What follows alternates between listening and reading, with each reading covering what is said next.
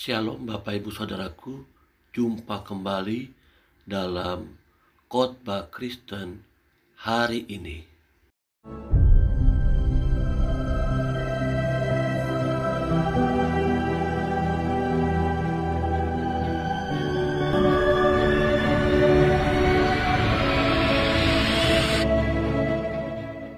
Judul hari ini adalah perkataan yang menjadi berkat. Minggu pertama bulan Agustus, tema khotbah Sinode Gereja Bethel Indonesia. Mari sebelum kita mendengar firman Tuhan, kita berdoa. Tuhan Yesus, terima kasih buat hari ini. Kami mengucap syukur Engkau berbicaralah kepada kami secara khusus. Kami merindukan firman-Mu. Amin. Kita mungkin pernah mendengar sebuah kalimat atau istilah yang berkata, mulutmu harimaumu. Apa makna dari istilah atau kalimat ini? Ternyata Bapak Ibu Saudaraku yang Tuhan Yesus kasihi, terkadang kita menuai hasil dari apa yang kita ucapkan, dari apa yang kita katakan, baik untuk diri kita sendiri maupun bagi orang lain. Perkataan kita yang kita keluarkan itu akan menunjukkan hasilnya cepat ataupun lambat dalam kehidupan kita. Pertanyaannya, bagaimanakah caranya agar saya dan saudara, agar kita ini bisa mengendalikan lidah, mengendalikan perkataan kita, apa yang kita ucapkan, sehingga kita dapat menuai hasil yang baik, hasil yang benar, yang positif, bukan yang negatif. Mari kita membacanya dalam Yakobus 1 ayat 19 sampai 27. Hai saudara-saudara yang kukasihi, ingatlah hal ini. Setiap orang hendaklah cepat untuk mendengar, tetapi lambat untuk berkata-kata, dan juga lambat untuk marah. Sebab amarah manusia tidak mengerjakan kebenaran di hadapan Allah. Di sini dikatakan lambat untuk berkata-kata dan juga lambat untuk marah. Karena amarah kita seringkali tidak mengerjakan sebuah kebenaran di hadapan Allah. Sebab itu, buanglah segala sesuatu yang kotor dan kejahatan yang begitu banyak itu, dan terimalah dengan lemah lembut firman yang tertanam di dalam hatimu, yang berkuasa menyelamatkan jiwamu. Tetapi hendaklah kamu menjadi pelaku firman, dan bukan hanya pendengar saja. Sebab jika tidak demikian, kamu menipu diri sendiri. Buang segala yang kotor, tinggalkan segala kejahatan, dan jadilah pelaku firman. Jangan cuma sebagai pendengar, bahkan penonton saja. Sebab jika seorang hanya mendengar firman saja dan tidak melakukannya, ia adalah seumpama seorang yang sedang mengamati mukanya yang sebenarnya di depan cermin. Baru saja ia memandang dirinya, ia sudah pergi, atau ia segera lupa bagaimana rupanya. Jadi orang yang mendengar firman dan tidak melakukannya seperti orang yang ada di depan cermin, tapi dia lupa setelah itu seperti apa rupanya. Tetapi barang siapa meneliti hukum yang sempurna, yaitu hukum yang memerdekakan orang, dan ia bertekun di dalamnya, jadi bukan hanya mendengar untuk melupakannya, tetapi sungguh-sungguh melakukannya, ia akan berbahagia oleh perbuatannya.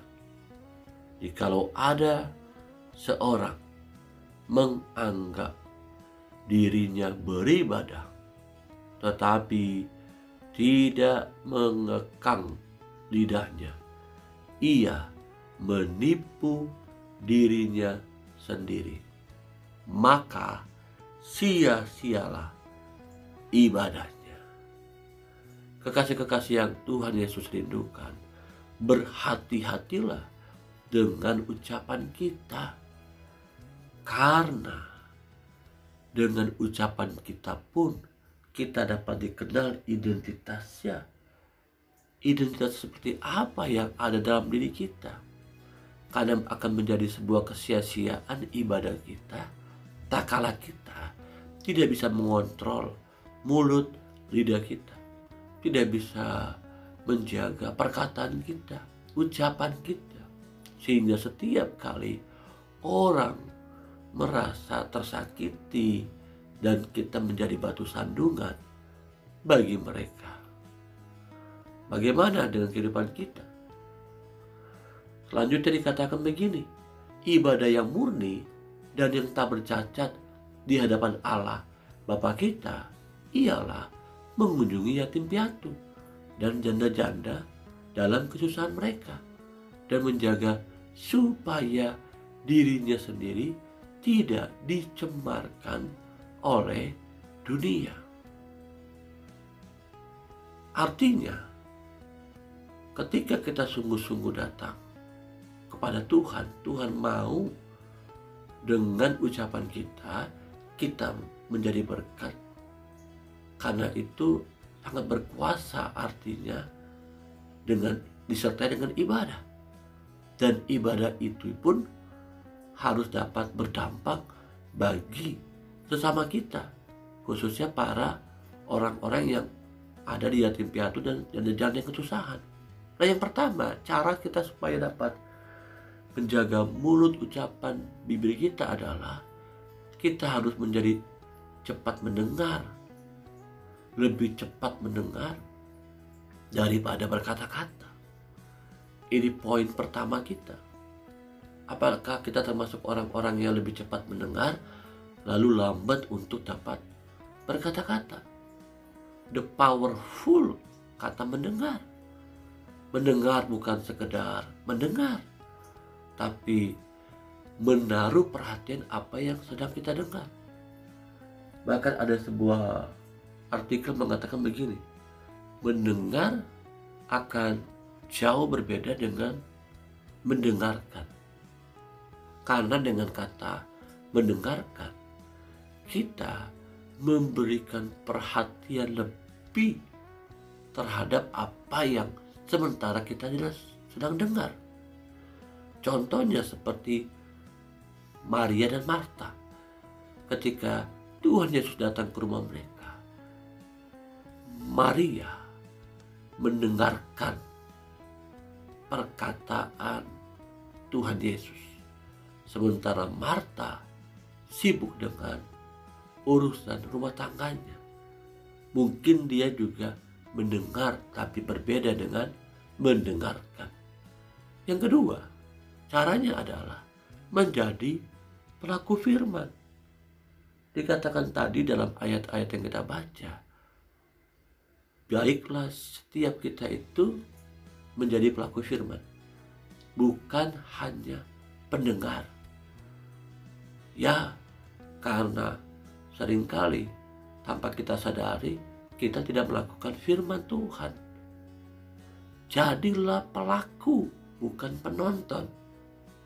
Karena menjadi pelaku akan mengalaminya, dan penonton tidak akan mendapatkan apa-apa. Penonton itu tanda kutip seakan-akan seperti merasa lebih tahu, lebih bisa dari semuanya. Seperti contohnya ketika kita sedang laki-laki, ya biasanya laki-laki sedang menonton sepak bola. Wah, heboh sekali, rasa-rasanya juga ingin ikut bermain. Padahal jauh lebih penting itu menjadi pelaku daripada sekedar menonton.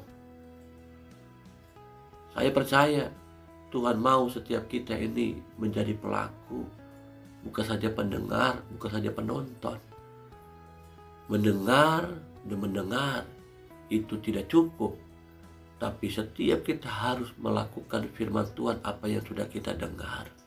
Firman Tuhan yang mungkin kita sudah sering mendengar tentang memberi, tentang mengampuni, tentang melayani. Ayo, jadilah pelaku firman yang mau memberi dengan kerelaan hati, yang mengampuni dengan kesungguhan hati, bahkan melayani pun untuk Tuhan dan sesama. Ini disebut menjadi pelaku, bukan penonton. Yang ketiga, menggunakannya sebagai ibadah sejati. Ucapan kita, perkataan kita, lidah kita harus sungguh-sungguh digunakan seperti halnya ketika kita datang ibadah kepada Tuhan. Ketika kita ada di gereja, ketika kita ada di ibadah, kita memuji dan menyembah Tuhan dengan mulut lidah kita. Tapi ternyata dengan mulut lidah kita juga dapat mengeluarkan kutuk, bukan berkat bagi sesama kita. Ibadah kita sesungguhnya bukan ketika sedang berada di gereja untuk memuji Tuhan, memuji Dia. Tetapi ibadah sejati dilahirkan setiap saat dengan sikap hidup kita, termasuk apa yang diucapkan. Ketika kita sedang ada di dalam pekerjaan, dalam usaha, berdagang, benar gak di mulut kita berkata-kata dengan baik seperti yang Tuhan mau? Ketika kita sedang, mungkin teman-teman muda yang sekolah, yang kuliah, bagaimana dengan perkataan kita, dengan mulut kita? Ketika kita sedang ada dalam gereja, ya mungkin kita bisa mengendalikannya dengan baik. Namun ketika kita ada di rumah, bagaimana komunikasi kita, percakapan kita? Suami dengan istri, orang tua dengan anak. Adakah perkataan kita menunjukkan ibadah sejati kita di hadapan Tuhan? Mari bersama-sama lewat firman Tuhan yang singkat pagi hari ini, saya mengajak setiap kita bisa menang atas setiap perkataan kita. The power of word. Ada kuasa dalam setiap kata-kata yang kita ucapkan dalam keseharian kita. Biarlah dengan perkataan yang kita ucapkan, kita sedang membangun sesama kita. Yang sakit dapat disembuhkan, yang lemah dikuatkan, yang sedih dihiburkan, yang terikat terhadap dosa, terhadap daging dapat dilepaskan. Karena kita menggunakan perkataan kita untuk mendatangkan berkat bagi sesama kita, bahkan menyenangkan hati Tuhan. Inilah yang Tuhan mau dengan perkataan kita, dengan ucapan kita, dengan mulut kita. Amin. Mari kita berdoa. Tuhan Yesus yang baik, kami mengucap syukur buat firman Tuhan pagi hari ini.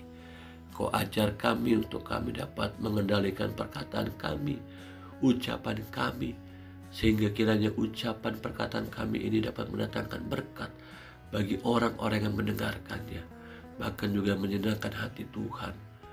Kiranya Tuhan, Roh Kudus, mampukan kami, ingatkan kami terus akan firman-Mu ini, supaya setiap kami bukan hanya menjadi pendengar, suka mendengar firman Tuhan, tapi baiklah setiap kami boleh melakukan firman Tuhan dalam kehidupan kami sehari-hari. Dalam keadaan apapun kami bisa menjadi pelaku-pelaku firman Tuhan. Kami percaya dengan ucapan kami, dengan mulut kami, banyak jiwa-jiwa dimenangkan bagi hormat kemuliaan nama Tuhan. Nama Tuhan ditinggikan, nama Tuhan dimuliakan. Kau semakin besar, kami semakin kecil. Mari Bapak Ibu Saudaraku, arahkanlah hati kita, angkatlah kedua tangan kita. Terimalah berkat daripada Allah Bapa. Cintanya sejati lewat anaknya yang tunggal Yesus Kristus. Pertolongan, penghibur, persekutuan dengan Roh Kudus menyertai hidupku dan hidupmu hari ini sampai selama-lamanya. Tuhan Yesus Kristus datang kali yang kedua. Yang sakit sudah disembuhkan, yang terikat terhadap dosa dimerdekakan, yang sedih dihiburkan, dan mengalami jalan buntu dalam ekonomi diberikan iman bertambah-tambah, kreatif bersama dengan Tuhan sampai Tuhan Yesus Kristus datang kali yang kedua. Haleluya, haleluya. Amin. Tuhan Yesus memberkati kita.